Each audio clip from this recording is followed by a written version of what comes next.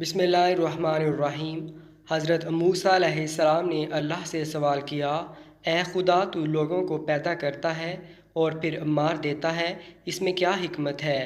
حضرت حق تعالیٰ نے فرمایا، چونکہ تیرا سوال انکار اور غفلت پر مبنی ہے، اس لیے میں درگزر کرتا ہوں، ورنہ سزا دیتا۔ تو اس لیے معلوم کر رہا ہے تاکہ عوام کو ہماری حکمتوں سے آگاہ کر دے، ورنہ تجھے مخلوق کے پیدا کرنے میں ہماری حکمتیں معلوم ہیں۔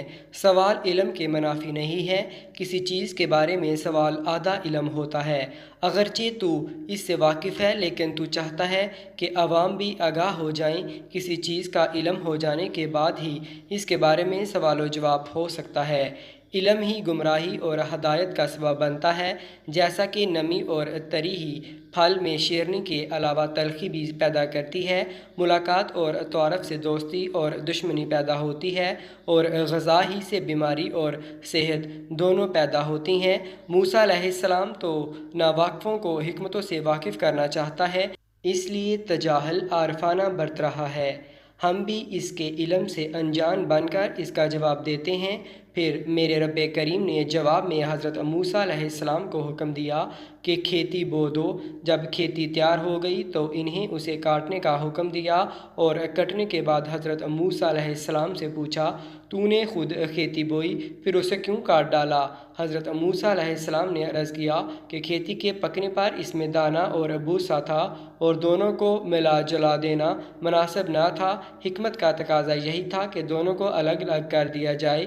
حضرت حق تعالیٰ نے پوچھا کہ یہ عقل تم نے کہاں سے حاصل کی؟ حضرت موسیٰ علیہ السلام نے کہا، یہ دانش اور عقل آپ کی عطا کردہ ہے۔ تو جواب میں میرے رب کائنات نے فرمایا کہ پھر یہ دانش مجھ میں کیوں نہ ہو گئی؟ دیکھو، انسانوں کی روحیں دو قسم کی ہیں، ایک پاک ایک ناپاک۔ سب انسانی جسم ایک رتبے کے نہیں ہیں۔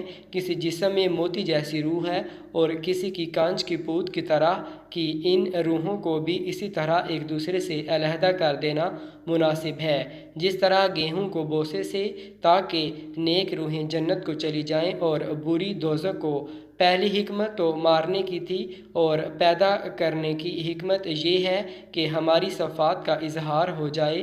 حدیث قدسی ہے کہ میں ایک پوشیدہ خزانہ تھا، میں نے چاہا کہ میں پہچانا جاؤں، لہٰذا میں نے مخلوق کو پیدا فرمایا۔ انسان کی فوقیت و برتری اور ممتاز مقام کا ثبوت تو خود قرآن کریم میں مرکوز ہے۔ یہ شرف و فضیلت اور یہ حیثیت ہر انسان کو حاصل ہے، چاہے مومن ہو یا کافر، کیونکہ یہ شرف دوسری مخلوقات، حیوانات، جمادات اور نباتات وغیرہ کے مقابلے میں ہے، اور یہ شرف متعدد اعتبار سے ہے۔ جس طرح کی شکل و صورت، قد و قامت اور حیت اللہ تعالیٰ نے انسان کو عطا کی ہے، وہ کسی دوسری مخلوق کو حاصل نہیں۔